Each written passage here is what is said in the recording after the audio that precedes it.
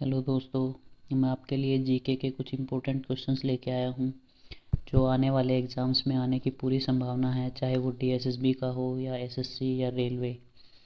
ये वो क्वेश्चंस हैं जो अभी अगस्त 2021 में जूनियर असिस्टेंट का एग्ज़ाम हुआ था डीएसएसबी का, तो ये उसमें से लिए गए क्वेश्चंस हैं।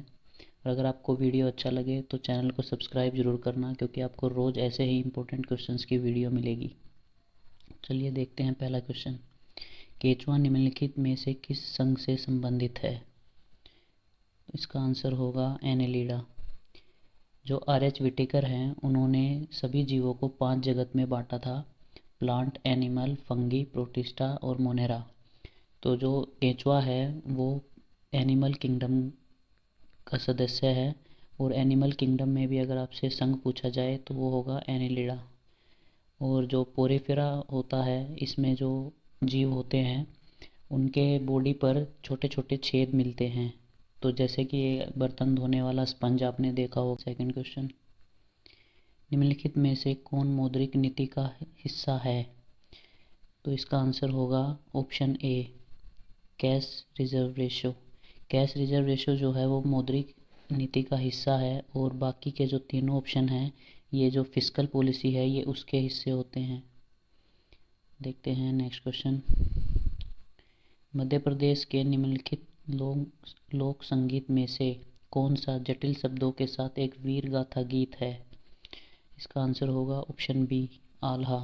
जो आल्हा जो संगीत है वो वीर गाथा का गीत है, और इसको मध्य प्रदेश के लोगों द्वारा गाया जाता है।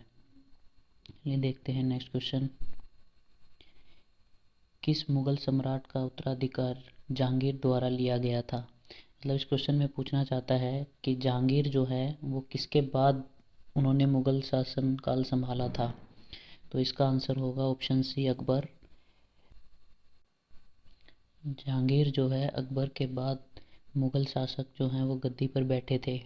देखिए, मुगल साम्राज्य की अगर स्थापना की बात की जाए तो वो बाबर ने की थी, जब उन्होंने 1526 ईस्वी में पानीपत की फर्स्ट बैटल में इब्राहिम लोदी को हराया था।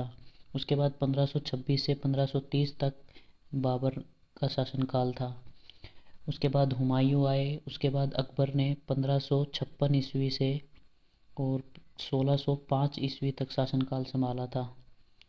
और अगर आपसे जहांगीर का पूछा जाए तो जहांगीर ने 1605 से लेकर 1627 तक वो गद्दी पर बादशाह रहे थे। देखते हैं नेक्स्ट क्वेश्चन। निम्नलिखित में से किसे खारा सागर के नाम से भी जाना जाता है? कि इसका आंसर होगा ऑप्शन बी, मृत सागर, जिसको डेड सी भी बोला जाता है। मृत सागर को ही खारा सागर के नाम से जाना जाता है। नमक की ज़्यादा मात्रा की वजह से इसको खारा सागर के नाम से जाना जाता है। नेक्स्ट क्वेश्चन, किस राज्य या केंद्र शासित प्रदेश ने 9 अप्रैल 2020 को ऑपरेशन शील्ड का उद्घाटन किया? इसका आंसर होगा ऑप्शन बी, दिल्ली। दिल्ली के जो सीएम हैं वो अरविंद केजरीवाल हैं, और उन्होंने ही ऑपरेशन शील्ड का उद्घाटन किया था। और ये ऑपरेशन जो है वो कोरोना को कंट्रोल करने के लिए शुरू किया गया था, और इसके तहत जो कोविड पॉजिटिव जो लोग थे उनको घर पर ही राशन पहुंचाया जाएगा, और उनको बाहर ना निकलें ये हिदायत दी गई थी।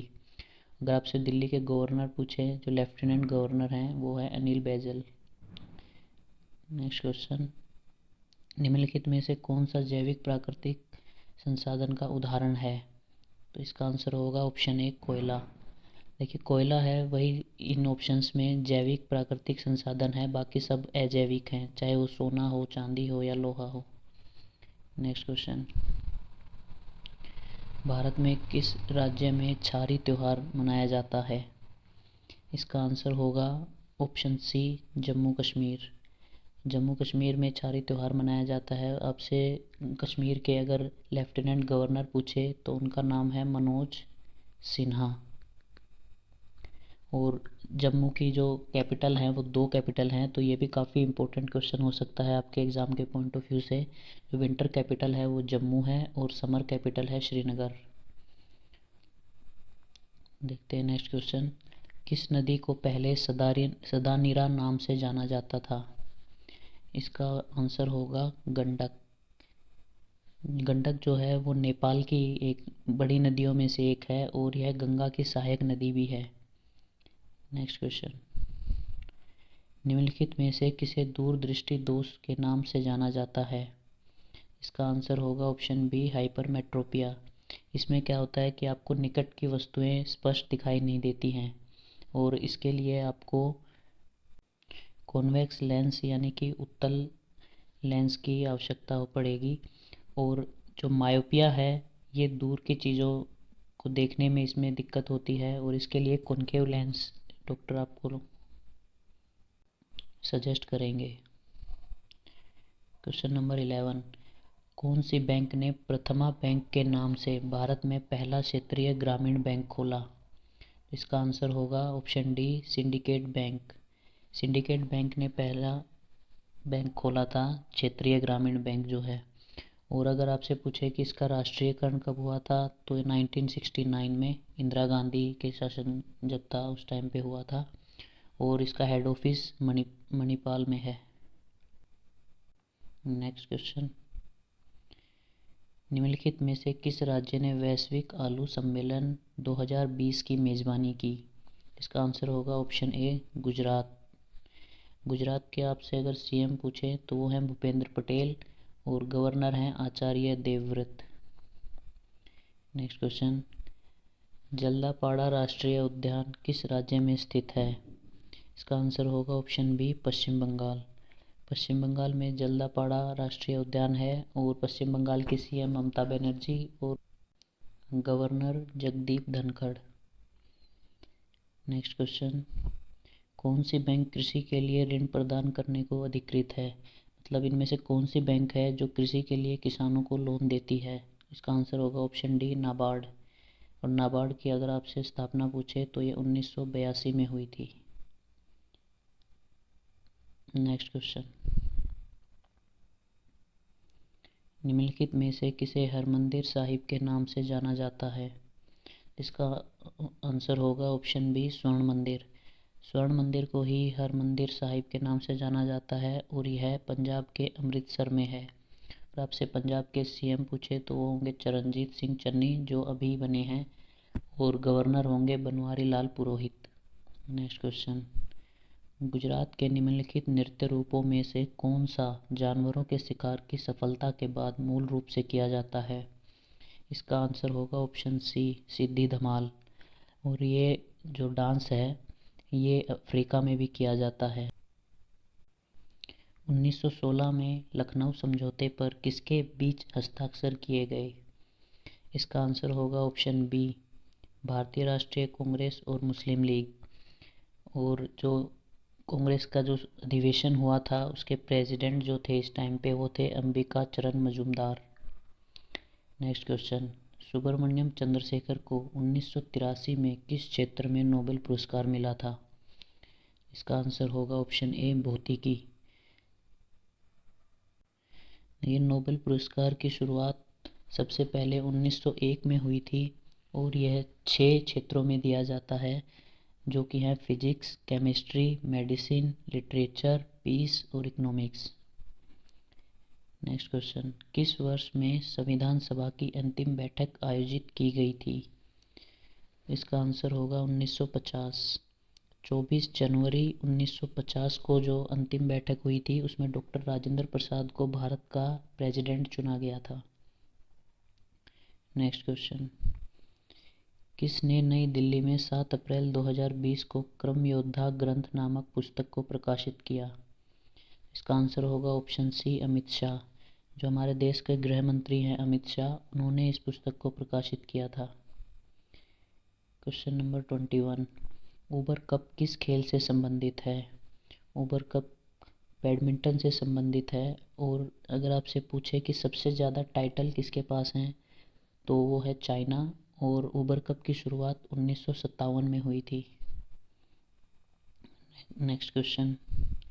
एक प्रकार की गति जिसमें किसी वस्तु के सभी भाग एक निश्चित समय में एक ही दिशा में चलते हैं उसे कौन सी गति कहते हैं? इसका आंसर होगा ऑप्शन बी, स्थानांतरणीय गति।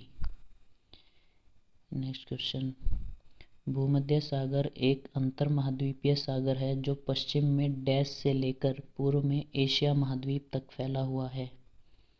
इसका आंसर होगा सी, अटलांटिक। ये अटलांटिक से लेकर एशिया महाद्वीप तक फैला हुआ है।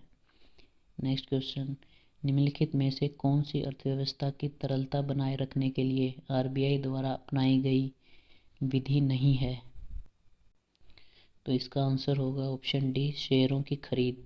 देखिए, सीआरआर बनाए रखना, रेपो रेट कम करना, सरकारी बॉन्ड की खरीद करना, ये सब आरबीआई द्वारा अपनाई गई विधियां हैं। चलिए देखते हैं नेक्स्ट क्वेश्चन। चंद्रयान-1 भारत का पहला चंद्रशोध यान था। इसका प्रक्षेपण किसकी अध्यक्षता में किया गया? तो इसका आंसर होगा जी माधवन नायर। जो चंद्रयान-1 था वो जी माधवन नायर की अध्यक्षता में प्रक्षेपण किया गया था और ये 22 अक्टूबर 2008 को किया गया था श्रीहरिकोटा से। और चंद्रयान-2 का अगर आपसे पूछे तो उसके लिए हैं के सिवान और ये 22 जुलाई 2019 को किया गया था। नेक्स्ट क्वेश्चन, मलाला यूसुफजई को किस क्षेत्र में नोबेल पुरस्कार से सम्मानित किया गया? इसका आंसर होगा ऑप्शन सी, शांति। और मलाला यूसुफजई पाकिस्तान से हैं और उनको शांति के लिए नोबेल पुरस्कार मिला था। नेक्स्ट क्वेश्चन, राज्यसभा में कितने सदस्य राष्ट्रपति द्वारा नामांकित किए जाते हैं? इसका आंसर होगा ऑप्शन ए, 12। राष्ट्रपति राज्यसभा में 12 सदस्यों को नामांकित करता है और लोकसभा में 2 सदस्यों को करता था, लेकिन अब वो हटा दिया गया है लोकसभा से। Next question 28, Cripps mission Bharat कब आया था? इसका आंसर है ऑप्शन ए, 1942। नेक्स्ट क्वेश्चन देखते हैं, केंद्रीय रिजर्व पुलिस बल यानी कि सीआरपीएफ का जो 2020 में 55वां वीरता दिवस किस दिन मनाया? तो इसका आंसर होगा 9 अप्रैल।